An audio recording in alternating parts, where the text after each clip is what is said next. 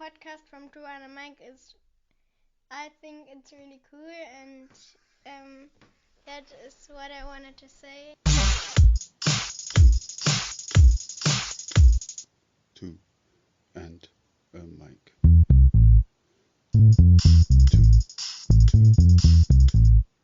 two and a mic. Two, two, two, two and a mic.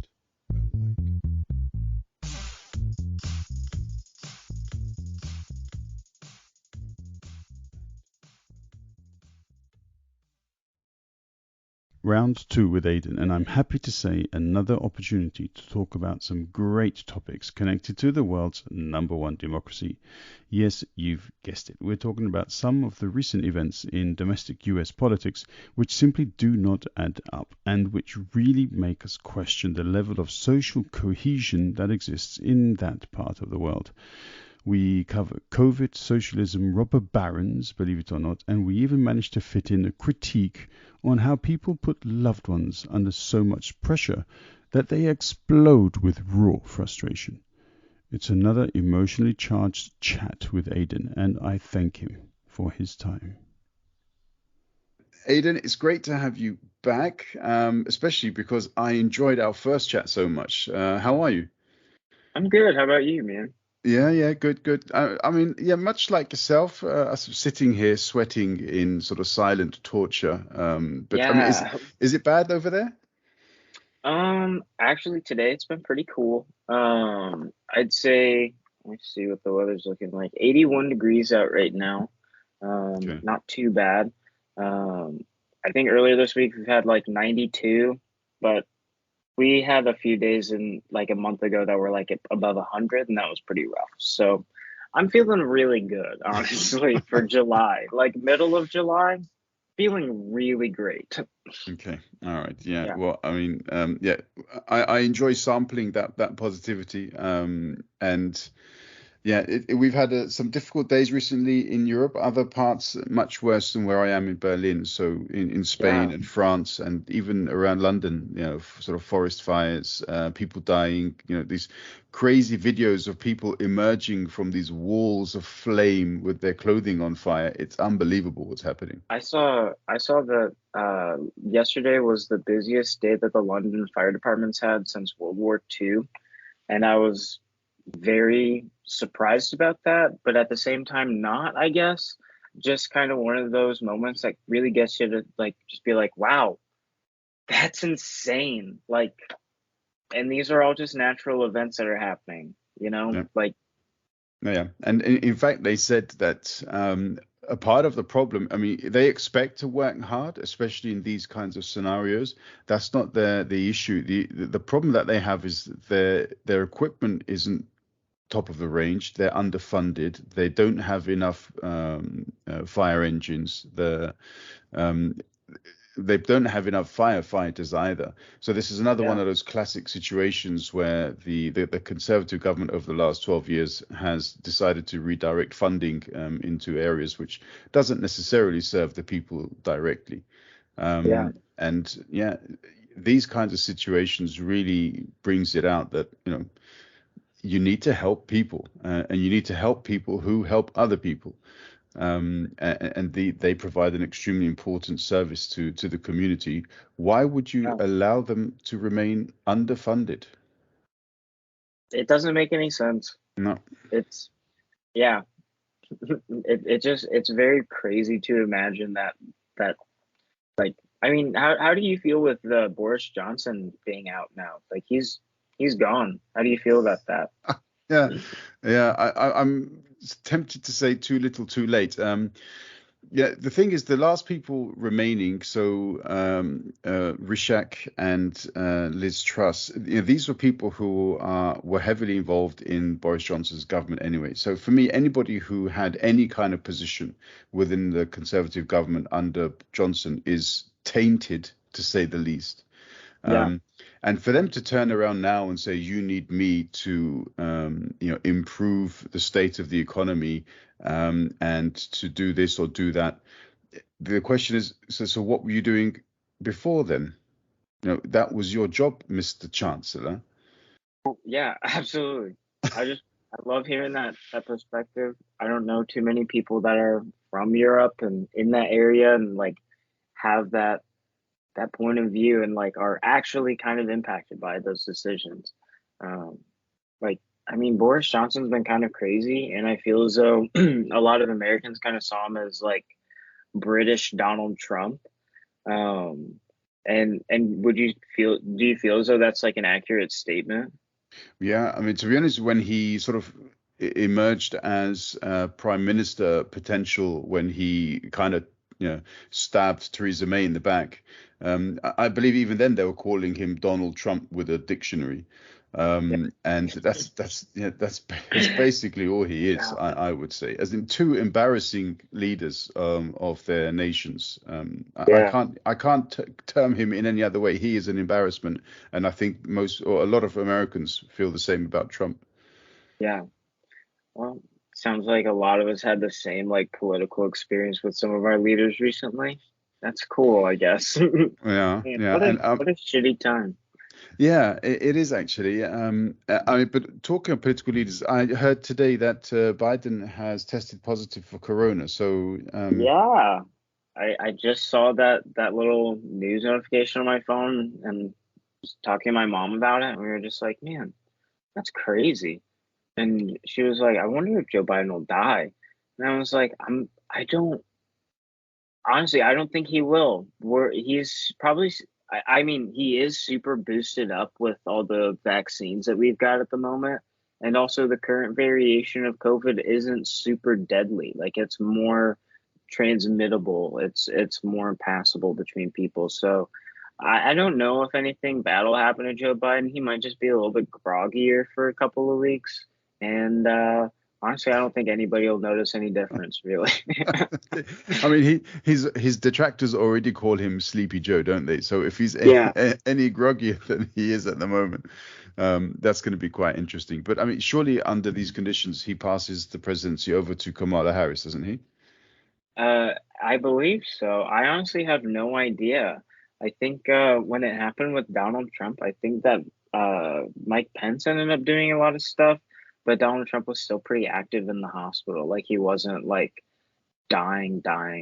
Um, like unfortunately, a lot of people have been like in the way that this virus impacts people. Like a lot of people like these politicians who get it end up being fine because they get the vaccines and they end up being like we're okay. And so like I guess if anything, it just goes to show the efficacy of the vaccines and how well they work.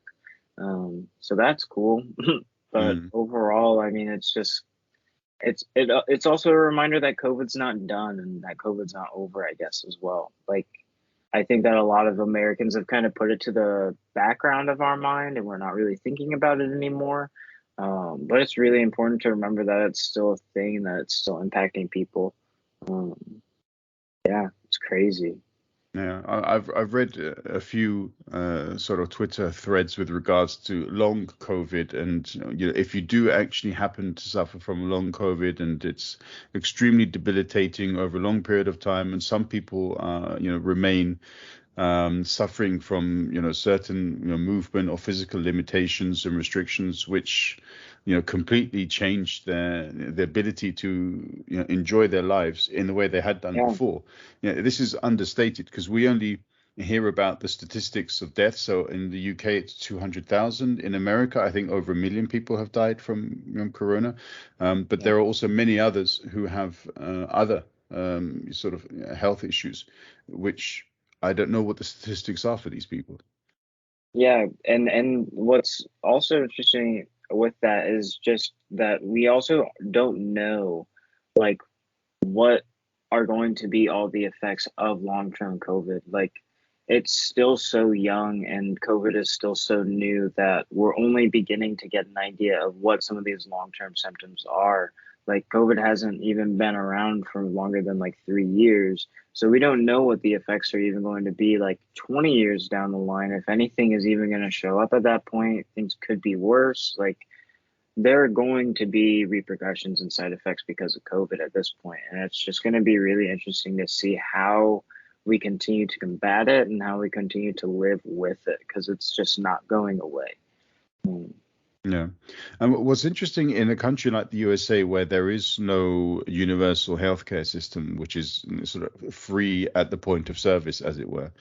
Yeah. If people suffer from COVID, sort of as connected or relevant side effects or sort of health consequences, and they go to a hospital and the hospital says, did you get your vaccines or your vaccinations? And they say, no, I didn't. They say, okay, well, then you don't qualify for health insurance in that case. And this one you're going to have to pick up on your own. I mean, can you foresee a situation like that arising in the USA? No, that's way too authoritarian.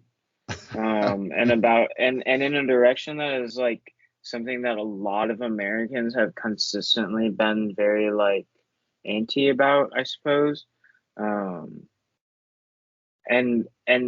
as much as it sucks to say that that enforcing a vaccine is something that cannot happen in the U.S. at this moment, and in particular, just because there is such distrust in each other and in the vaccines themselves. Like, I just don't see it happening, and that sucks because, I mean, the Supreme Court just banned women autonomy, and so, like, in terms of the authoritarianism, it seems too authoritarian while our current system is being super authoritarian. You know what I mean? Mm. Like, it's too authoritarian in a leftward direction that it will just never happen. So I don't think that we would see something like that, unfortunately. And if we did, it might be because, like, it might be something like the flu shot or something like that, where it's just normalized to a point where you just go and you get it at like a CVS and it's just like cool. And like to go to school and whatnot too. I think that it's always an important thing to recognize that in the US, your children have to be vaccinated for multiple things before they can go to school. But then as soon as COVID comes up, people are like, no, my child can't get vaccinated. Why are you enforcing these vaccine mandates on us? And it's like, dog, you had a vaccine mandate. You just didn't, like, you were too young to be able to say anything about it. And also it was 1980 and your parents were like, yeah, we don't want measles. Like, that's where we are now. So hopefully it just gets more normalized in terms of how many people are actually doing it and how many people are vaccinating. Okay. All right. Yeah, it is interesting how different countries deal with these things, but as you say, we'll see how that develops. Kind of relevant to our discussion that we want to touch on later on, but as you mentioned the Supreme Court, then we might as well jump in from this angle. So recently, I think it was this week, is it the Senate or the House of Representatives passed this Respect for Marriage Act.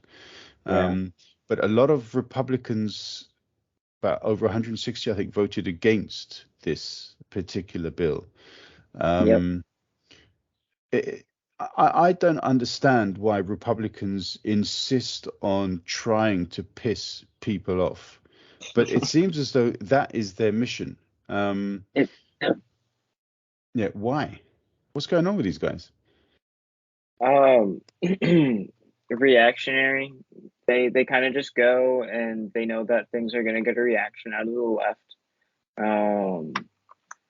I mean, it's been interesting to see like the different House members that were like saying things like, man, but it'll never happen, so we don't need to worry about doing this bill. And then other people on the left being like, but if Clarence Thomas does decide that we want to overturn this, then that's when this bill becomes essential. Like, it's not one of those things, like it can never be too late to do something like this. And so like it's interesting just to see how many Republicans continue to oppose just the popular norms, I guess, like where we are right now. like it's 2022. I feel like gay marriage and equality between human beings has kind of been on an up and up, luckily. And it's just so crazy to watch these continuous back steps. Like, and the unfortunate thing is that it got through the House, but it's not going to get through the Senate. And I do not see it getting past the Senate. It's going to get filibustered. It is going to sit there and it is going to die and it is going to become nothing until like 20 years from now, we're gonna like Democrats are gonna come back and be like, we have to do this again. And like it's just it doesn't work. Like with the filibuster in particular, like Mitch McConnell and the Republicans, they consistently every single time that the left has tried to pass any kind of bill, they always filibuster. They always leave that bill to wait, and they just do not talk about it and they don't do it. And it's frustrating just because that we never will see any progress with such a archaic rule, like an archaic law. It's crazy. It is crazy. I mean, so some of the reading of the material that I've had the opportunity of looking at. So in a poll of Democrats, 83% supported the Respect for Marriage Act and 55% of Republicans. So there's still a majority of Republican voters, according to this particular poll, a Gallup poll in June, apparently. Yeah. They support same-sex marriage. So why would the party that supposedly represents them decline to follow this particular opinion, which appears to be, as you say, increasing? Uh, like we're gonna talk about later on, it's a lot of stuff that's really ingrained in American society, and things that are just passed down from household to household, like or like from family member to family member. It's you, you grow up in one time period where it's like being gay is something that you're not supposed to be, and that you stay closeted and you just shut up and you get married to a woman and you have kids and then you go to work and you die.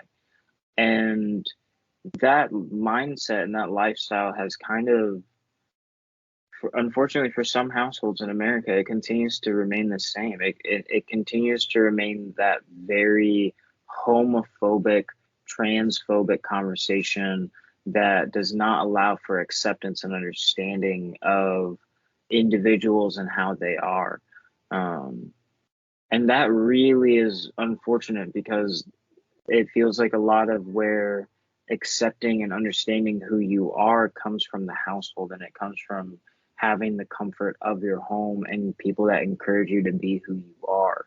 And when there's that constant suppressor or oppressor who's like, no, you cannot open up about how you feel or who you are, it kind of increases the homophobia. It increases that internal like hatred and fear as well. So it's very much rooted in households at the moment, it feels. Yeah, I was just going to say that quite often I've read about people who have carried out sort of hate crimes on homosexuals, and it transpired that they themselves had homosexual feelings, or they felt attraction to people of their own sex, but they couldn't understand it. And they Yeah. realized that, they were not allowed to experience anything or experiment along those lines. And their only way of dealing with it was to react in an aggressive manner towards others. And I mean, as you say, I mean, that's because they have been forced to suppress these natural feelings. Yeah, and whenever you suppress such sort of deep-seated natural tendencies, the reaction is only going to be aggressive. Yeah. And it's terrifying because we in America have such ease of access to weapons that when somebody decides that they just want, like, if they get to a place where they feel as though that is the action that they're going to take, they can do it with unfortunately quite a bit of ease. Um, and that's terrifying. Just that somebody can have that whim and just be like, oh, now I'm gonna do this, and they can, Mm. and they do it Yeah. consistently in America. It's a non-ending issue. Yeah. I mean, yeah, we spoke about this, yeah, the last time, and yeah, I can't imagine how many people have died in shootings since then. I've not necessarily heard of it because the newsreels have gone into different Yeah. directions, but I'm sure there've been a few. Yeah, we've had several that I can think of. In fact, there was one just a few days ago in my state, and it's one of the few cases, which I just personally think is crazy, where a good guy with a gun actually stops a shooter. It was a random civilian who had a gun, and like an open carry, and there was a shooter in a store, and I believe he ended up shooting three people, and then this random civilian ended up shooting the shooter. And it was like, hey, for the first time, ladies and gentlemen, this is maybe why we have guns, I guess. But like, it was just so bizarre. It's going to be this one case, and I I promise you that Republicans are going to be cherry picking that one as like this very specific case of, look, when a good guy has a gun, I think this is why we have guns, folks, and that sucks. But that happened very recently, and that was kind of crazy to me to see Yeah, that. the very definition of the exception that proves the rule, as it were. But yeah, I mean, but going back to this sense then of acceptance, which you refer to, and I struggle a lot with this because for me, I've never felt in any way that I need acceptance from anyone for whatever or whoever I am, or whatever or whoever I like.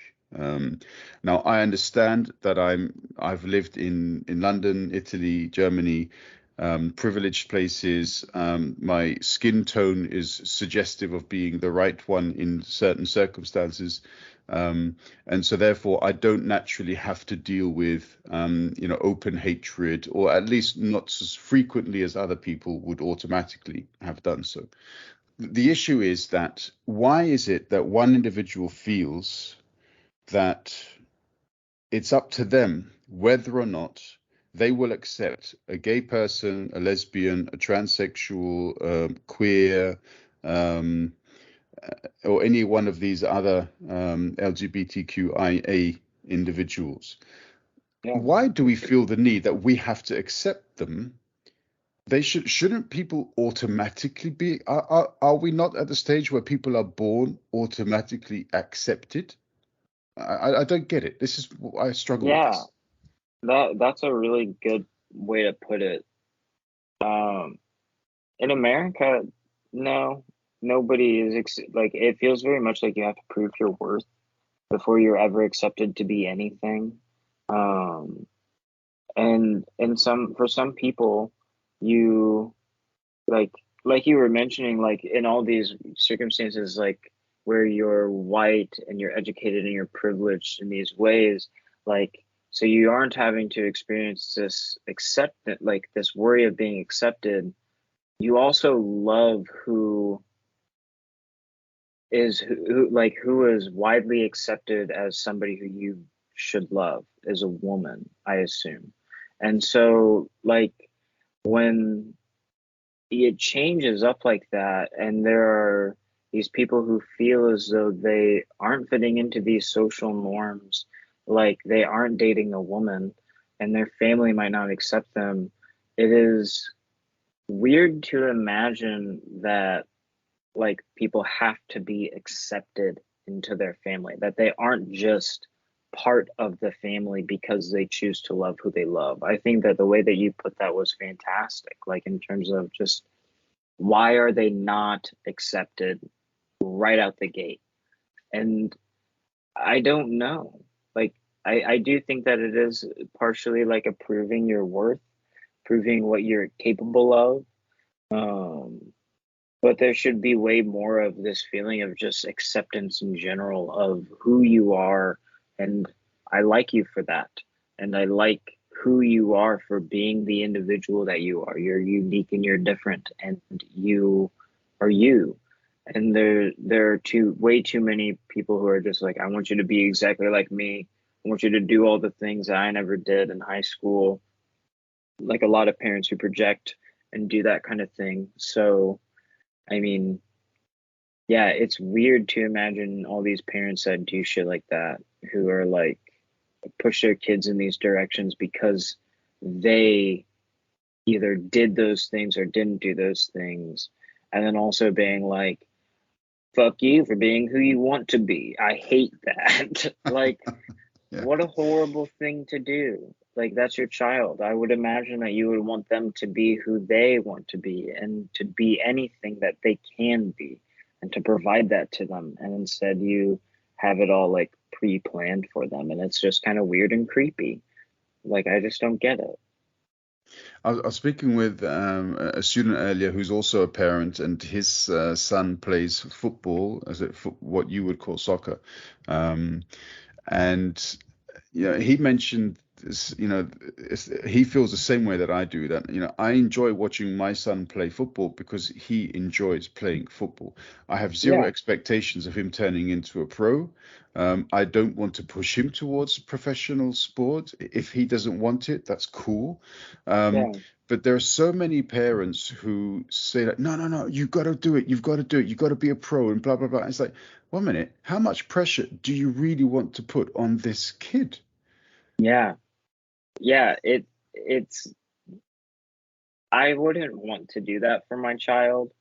I, I mean, like, I remember when I was in high school, I used to do a lot of music. Music was my thing. I played trumpet and jazz band and a marching band, and I was pretty decent at it.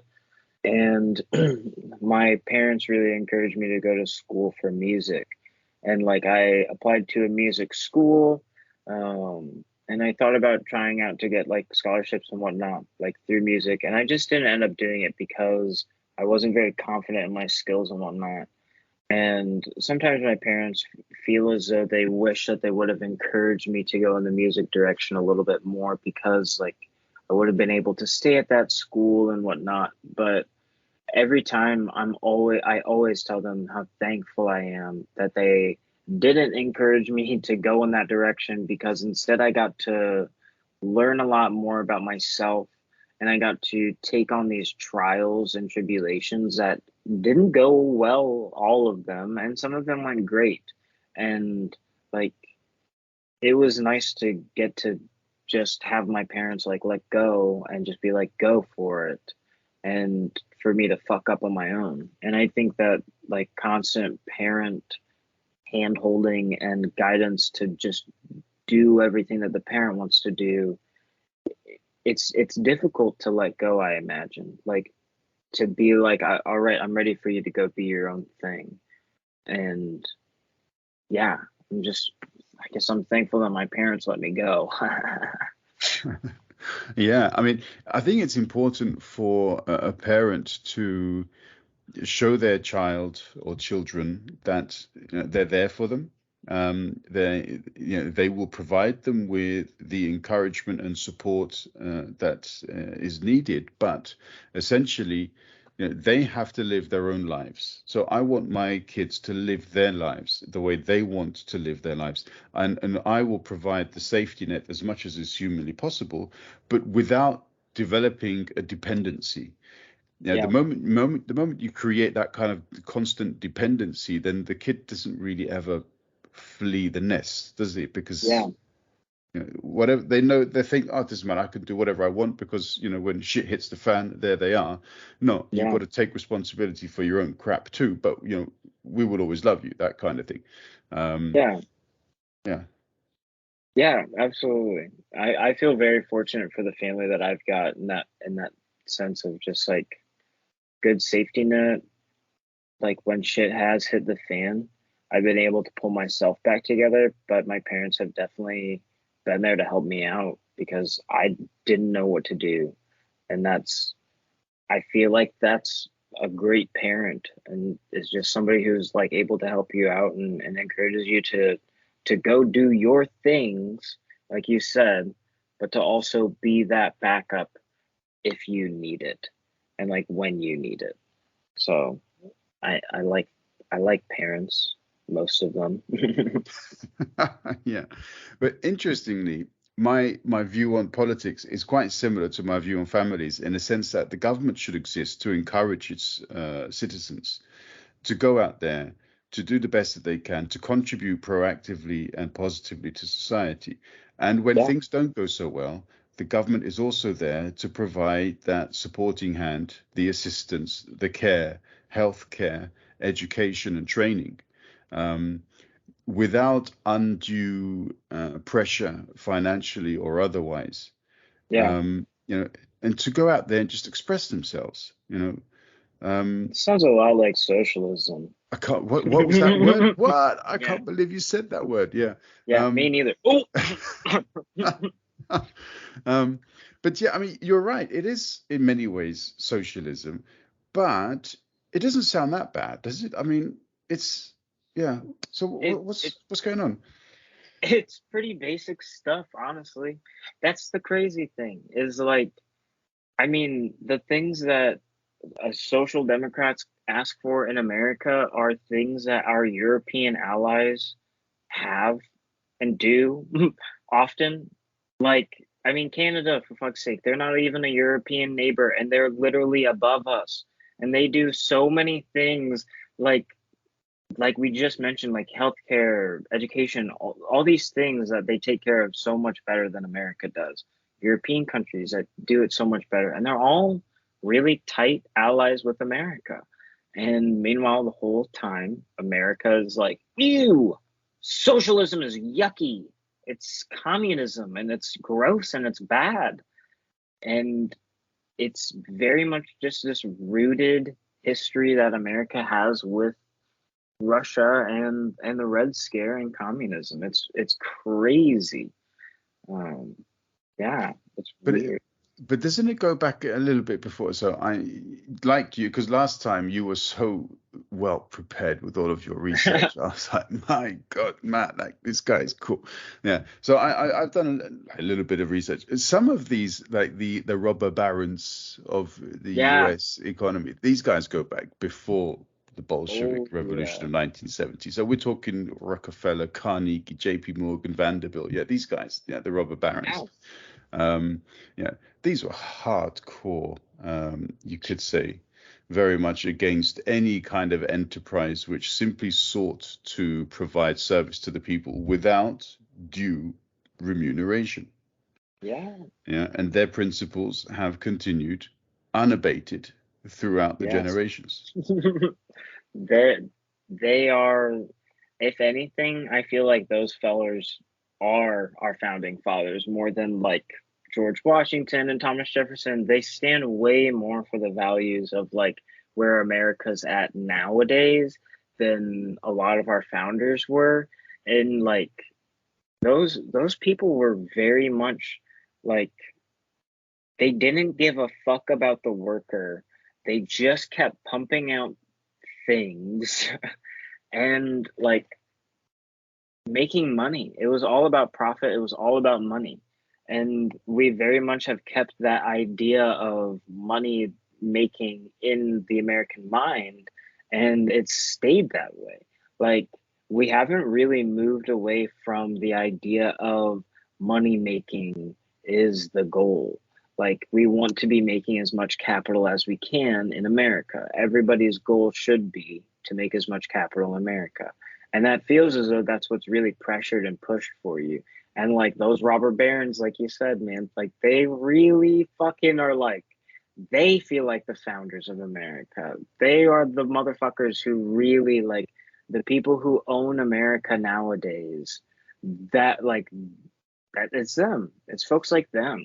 Like the top 10% of Americans. Holy crap, how much money you guys have. Like, eek, scary. Mm. Yeah, I mean, some of I mean, I've listened to a number of interesting podcasts about people who have been involved in HUD, so the Housing and Urban Development, which is perhaps America's largest government sector, and the amount of money that has simply been, I don't know how to say.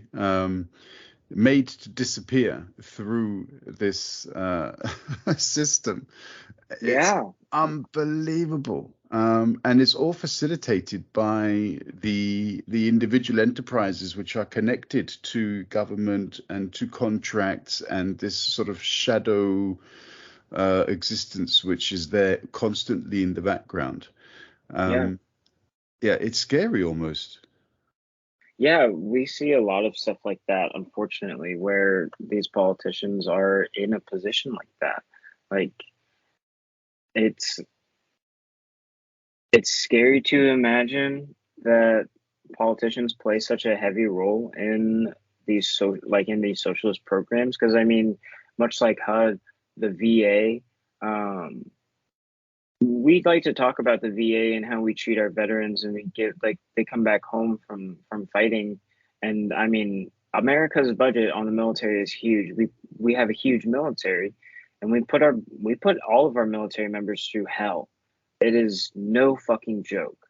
And then they come back to America, and the shit that we call a VA is so disappointing because it doesn't help our veterans. It is horribly funded, and that is by design. It is so that way Republicans can consistently be like, these are the socialist things that you want to make, and they're not working now. Look at this. Look at this. And the reason why it doesn't work is because Republicans refuse to fund them. They act as though it's the Democrats' fault that these things aren't happening. And I mean, I promise you that there are Democrats who are not helping, but the majority of Democrats are helping with these things and advocating for these systems.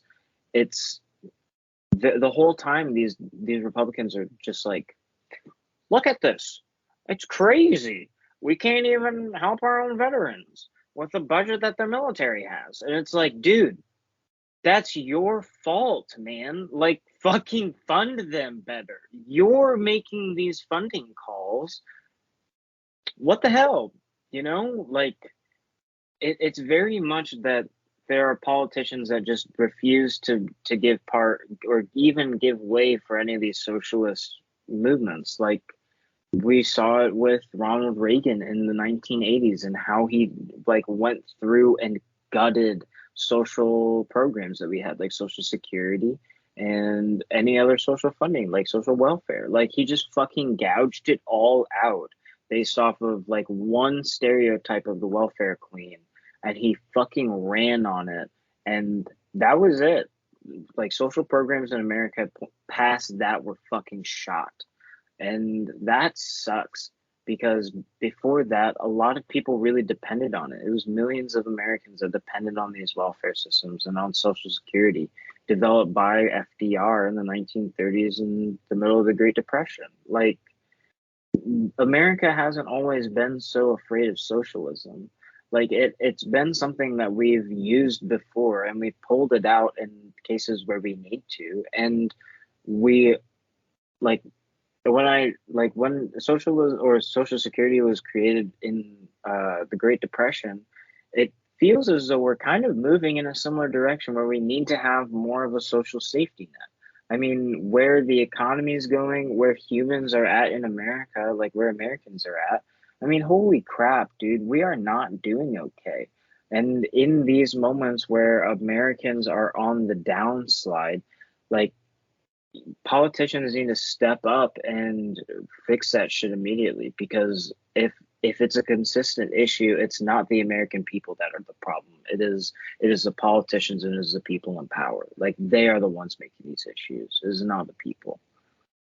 But it's scary that they've got so many people who essentially regurgitate the same kinds of statements. So if I'm ever on Twitter and I sort of read through a Twitter thread which even slightly touches on the concept of socialism, straight away you've got people jumping in saying, oh man, you guys, you're gonna kill our country.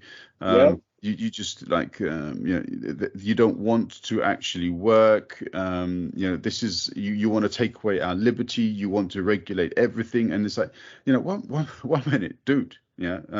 The word is socialism. Socialism. Yeah. It's based upon society. It's based upon creating the opportunity from which individuals can thrive, obviously, as well. Yeah. But however, you're essentially saying we need to prioritize the whole and not just the individual.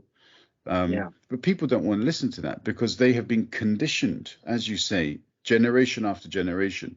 Socialism, bollocks, shoot that shit down. Yeah. Capitalism, that's your best friend. And, Yeah. wow. I mean, we've seen like America's relationship with socialism. I mean, we had we had a first Red Scare during the First World War, which was I wrote everything down. Let me just pull it out. Mhm. We got the Espionage Act in 1917, which basically just allowed the U.S. to arrest any citizens that they believe were disloyal to America. Pretty sweet, pretty nice.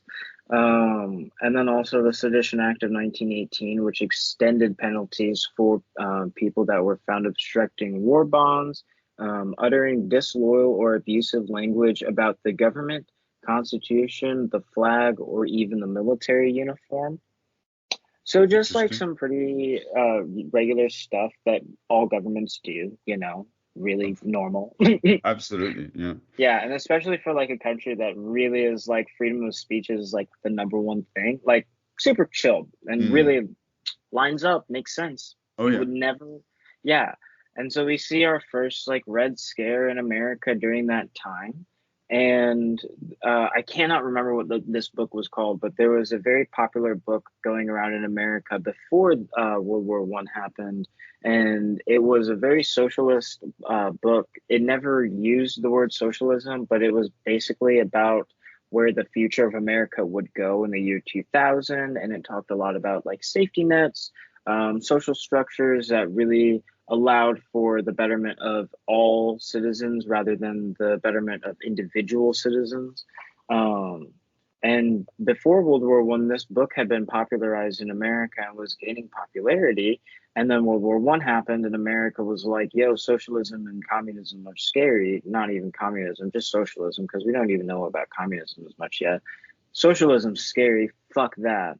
And then 1930 hits and we go through a Great Depression, and Americans begin to pick up this book again, this socialist book, and they begin to realize that, hey, the government could help us out more. The government should help us out more. And FDR implements Social Security.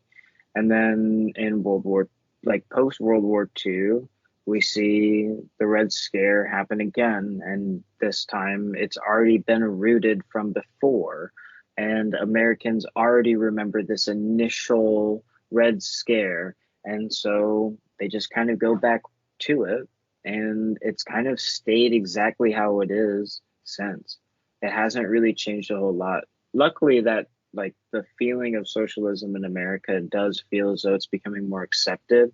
Like I saw a statistic that said 50% of millennials would like to live in a socialist government. And I thought that was a nice little statistic. I was like, hey, that's pretty decent. I think once you got over 65, though, the number dropped down to like 23%. It was pretty rough, but that makes sense at that point, really. Yeah, I mean, it's good to see individuals like Alexandria Ocasio-Cortez because they really normalize this concept of socialism. So as in Yeah, people would look at her, well, I'd say a normal person would look at her and say, okay, if she's a socialist, I can handle that. I could deal with yeah, that. Yeah, she doesn't seem bad at all. I would imagine. I think she's fantastic, to be honest. I'd love her. She could be my president any time of day. same. And I'd follow her lead on that score. A Yeah, lot more than I'd follow some other leaders around Europe. But anyway, that's a different matter. Yeah, so she really normalizes this concept of socialism, and if indeed, as you say, the case is that 50% of millennials would consider living under a socialist government. I really hope this continues and this grows. But I imagine that characters such as AOC have inspired that change in some way. Yeah, absolutely. And I mean, even before AOC, like I'm a huge Bernie Sanders stan. He is such an awesome guy.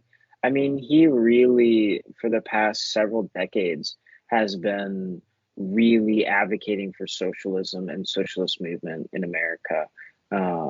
And he's been amazing. Like since the 1980s, he has just kind of been this symbol in America of social democracy and what it could be. And I think that it's amazing to see the more people kind of coming out as socialists and more people advocating for socialist like agendas, I suppose you could say, like Alexandria Ocasio-Cortez. But yeah, I mean, it's just we need to see more socialist politicians in office in America. It needs to be that way. And I think that it will be that way. I think that if anything, the Democratic Party does not. I honestly don't even feel as though the Democratic Party stands for what I think a lot of Democrats would want. And I think that it could even, like, if America could get out of the two-party system mindset, it would be nice to see more parties and a social Democrat party. And I think that that party would do very well. I mean, it's Sanders is from Vermont, isn't he? He's a representative from, Yes. yeah, okay. Yeah. Because he's already getting on. I think he's into his 70s. He's old. Yeah. I Yeah. mean, I don't know how well informed you are of his state, but I mean, you know, is there a satisfactory sort of socialist voice to replace him, do you think? I honestly don't really know. Um, I'm not super familiar with where Vermont's at.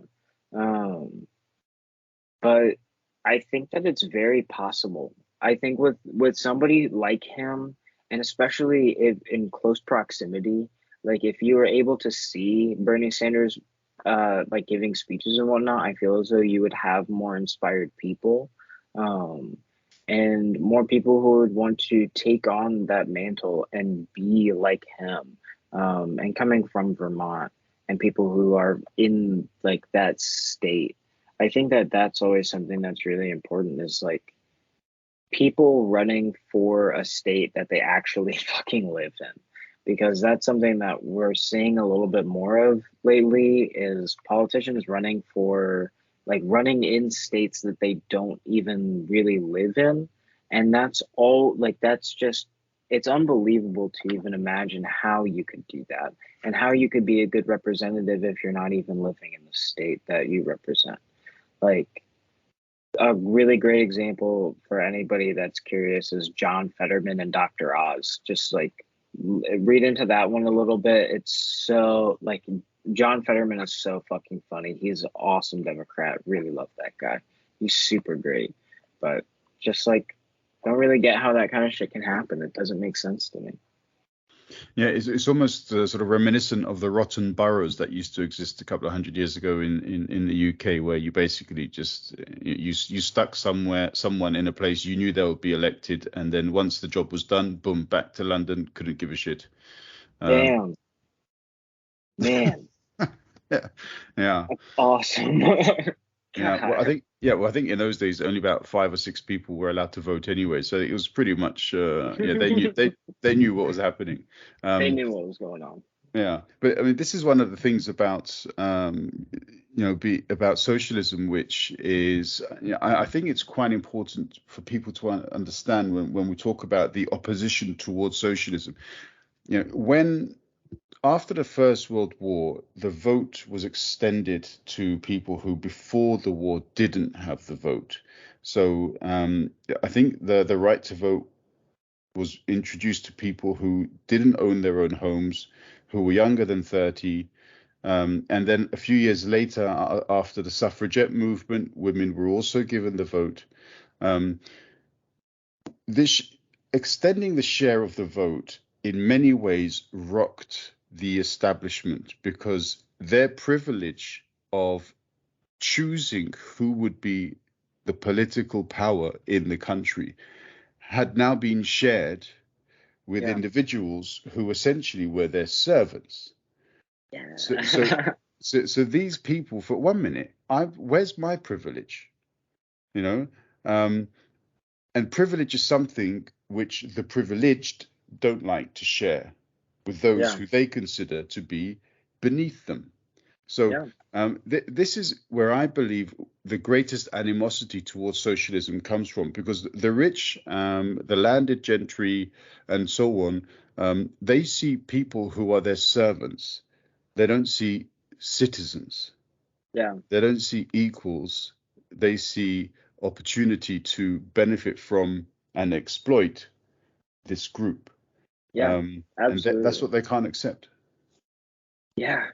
It's crazy to imagine that's how somebody with so much wealth and so much power in this country views an individual, or even just a large group of people, which is the vast majority of Americans, like, is the working class. They're like, the if I'm not mistaken, I think it was in 2010, the 10% of Americans held 75% of the wealth in America, and that is an overwhelming amount of fucking money, um, and an unfathomable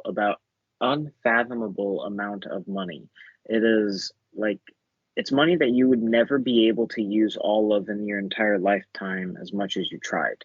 Like, so then what is the harm in giving some of that away? And in when I say giving it away, I more mean by the government taking it away, because you have not proven that you will give it away. You've only proven that it has to be taken at this point. Like, when Jeff Bezos has to fucking build a mega yacht and then tear down one of like London's bridges and then fucking rebuild it again for his super stupid boat, fuck you. You have too much fucking money. Like, he had enough money to get the boat, tear down a bridge, and then rebuild the fucking bridge. Like, jog on, motherfucker. You had enough money to do an entire city re-infrastructure project, dude. How? How is that possible? Governments can't even do that shit in a matter of days, months even. Like, how long it takes for you to even be like, hey, government, can you like fix the potholes in my alley? They won't do it. They will not do it. Like, and this homie just fucking, just because he has enough money, like, and once you get more people voting, the more you see these people in power lose their power. It's like, I mean, in 2020 we saw mail-in ballots across the board because of COVID in America, and like, what a crazy thing, mail-in ballots. Shut up, dude. Other states have been doing it for fucking decades at this point. Like, it's figured out and there's no issues with it. Like, it is the least fraudulent system that we have for voting. In fact, 2020 we had the least amount of voter fraud any year. So why don't we keep up with these trends and like getting more people to vote? We had the highest voter turnout, and it's because you had ease of access to voting. Like, making it one day only that you can vote in America. You're limiting how many people can vote. It's not even a fucking holiday, so people who work don't even have the day off. Like, it's purposefully made that way, so that way the least amount of people can go in and vote, and the people who can go in and vote are the people who can't afford to take the day off work, like the bosses who have people who can cover for them, or people who don't work. And like, it's just this very fucked up system that is very much put in place so that way it benefits the rich and the people in power more than it benefits anybody else. That's just where we're at. Yeah, and also it's important to remember that in 2020, Trump and the Republicans in various states made it as difficult as possible for poor communities to vote. Yes. They introduced restrictions on the ballot for those who had outstanding fines. Yep. And they also in many states, I think in some of the southern states, they restricted the number of voting centers so that in some cases people would have to drive 300 miles to vote. Yep. This is ridiculous. This is an attack on democracy. This is an attack on anything which somebody would say is acceptable within a Yeah. country like the USA. And yet they did it shamelessly. And if you think that America still stands for democracy, then you are wrong. Like, Absolutely. Yeah. we jump through all these hoops to make democracy as difficult as possible for as many people as possible. Like, if we actually believed in democracy and we actually advocated for democracy, we would stand by a lot of the things that we implemented in over 2020 in terms of easing access to voting for many Americans, including the mail-in ballots, which I stand by and will say are the easiest and best way to vote, period. Like, you get a little slip of paper in the mail. I lived in a state where they send you like a packet of information about all the people in on your sheet, and you get like a baseline information about them, and then you know who you're voting for. It's not like just a wild guess. It was like you got information, you got to read, you got to learn. And I would love to see more shit like that, man. Like, if more people had the ability to educate themselves and understand who they're voting for, why they're voting for them. Like, a lot of people just go into the ballot box and they just vote all Republican or they vote all Democrat. Like, it doesn't matter who, and it'll just tick the box for whoever they want. And it, I, there needs to be more precedent and more importance on understanding and the value of your vote and educating yourself before you go vote. Like, understand who your candidates are, understand what they stand for, understand the things that they advocate for, what they've done in the past and the things that they've done in the past. Like, these are all things that are super important and that more Americans need to put in the forefront of their mind in terms of just focus on that. Think about that. When you're actually voting, these things are important. These things matter. And not enough people do it. Too many people are just very much like, I'm just voting Republican, I'm just voting Democrat, and not even a thought about like who it is. And that sucks.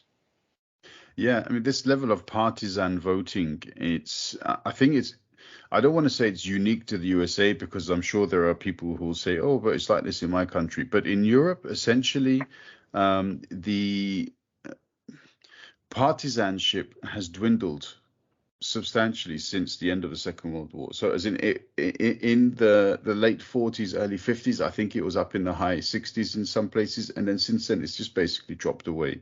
There may have been a few blips up and down because under certain circumstances, there were some important issues which were sort of socially important for people, and it got For them out sure. of the house, much like 2020, as in that was a huge voter turnout. No, so the two greatest sort of voting figures for both parties, I believe, Yeah. in 2020.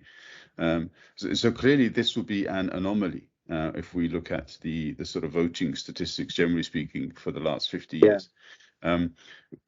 But you're right. There needs to be this sort of a more individualistic approach, which people say, "Well, a minute, you're a socialist. Now you talk about individualism."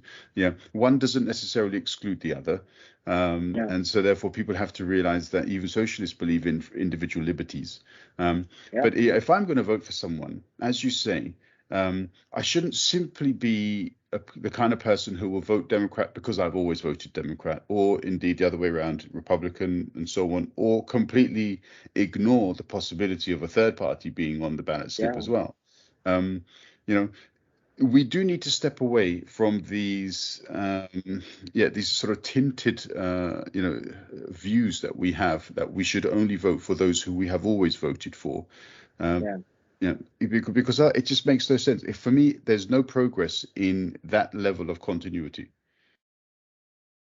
Yeah. And it's stuff that, like, people's parents and people's parents' parents, like, and the list just kind of goes on, that they've advocated for and that they've pushed for, and the things that they've like really pressured their children to do, and how old and archaic a lot of this stuff is.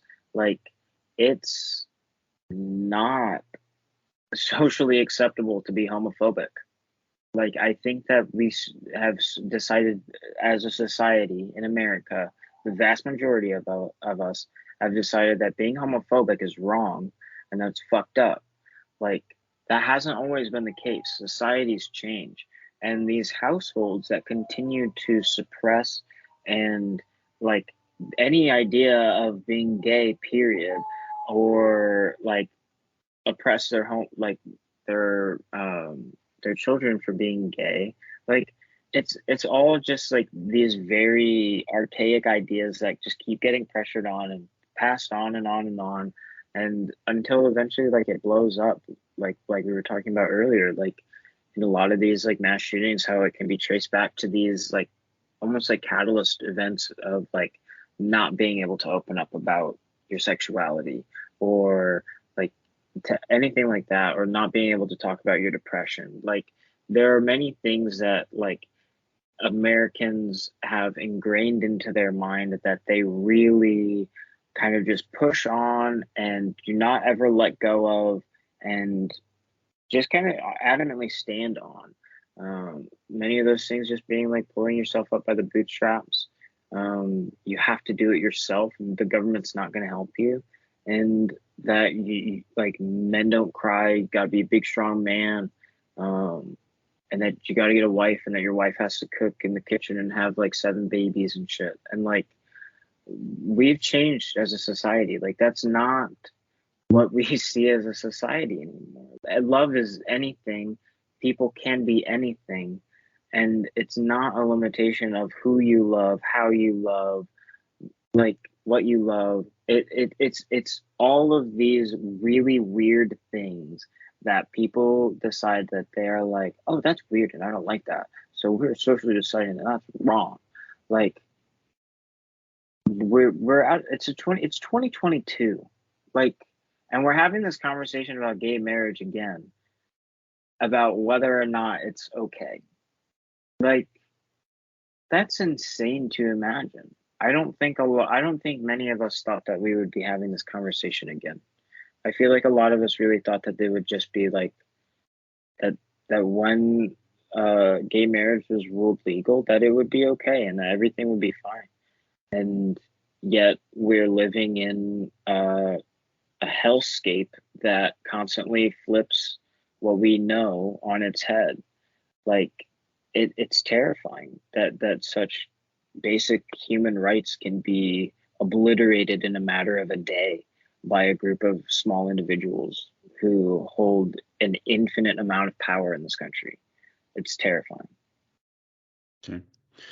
We've already gone through the hour mark, so I'll ask you one final question, just to sort of round things off, and then I'll let you get on with the rest of your day. But considering the current situation of politics in the USA, can you realistically see the Democrats making big headway in the midterms? No, unfortunately, no. The Republican Party's been very strong. They've been able to push and push, and the Democrats haven't done anything. Joe Biden's got a 75% approval rating right now with Democrats.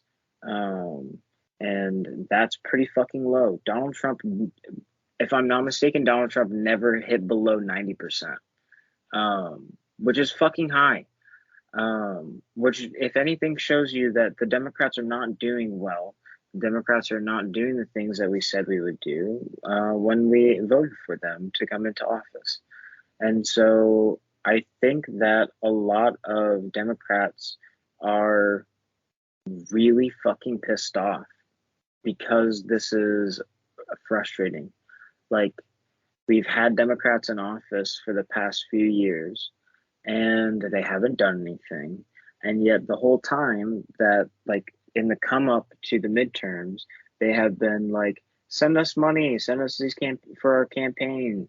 And I'm not going to do that because you haven't done anything. They're like, you have to go out and vote. This is the most important election, go vote in. And while that might be true, they haven't done anything. Democrats haven't done anything in the 2 years that we've been in power. And so we're going to see less voter turnout for the Democrats, and we're going to see more voter turnout for the Republicans, because the Republicans, if they're not in power, the Republicans come out and they fucking vote. Like, that's what happens routinely. And so we're going to see more Republican voter turnout and less Democrat voter turnout, and that's going to suck. I think that it'll be interesting to see how it ends up like playing out overall, but I think that Democrats will lose the House. I think that that's definitely on the table. Okay. There's what, 3.5 months until the midterms? Yeah, it's almost August. Yeah. It's coming up quick. Yeah, exactly. We'll just have to see how it goes. But I mean, I know that I'm still going to go out and vote. I mean, nothing's changing on my end, but the only thing that's changed is how frustrated I am with my party and the things that they've done and the things that they said that they would do, and the lack of them doing any of that. It's been super frustrating. So I'm still going to advocate for voting. I still think that people should do it.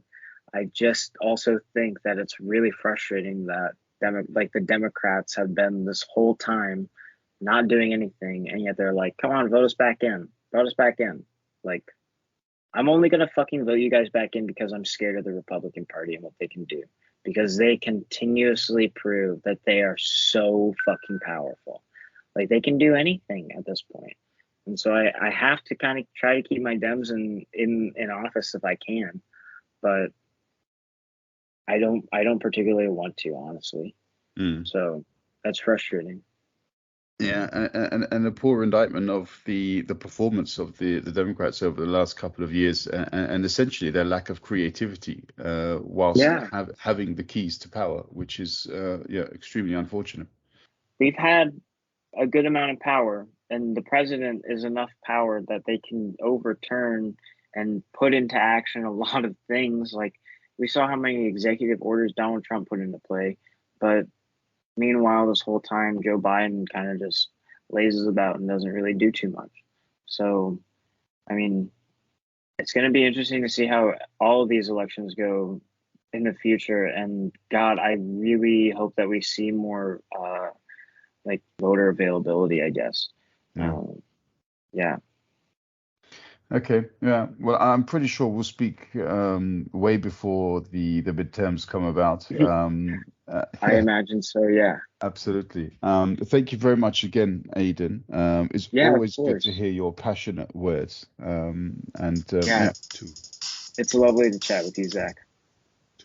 Take care of yourself. You too.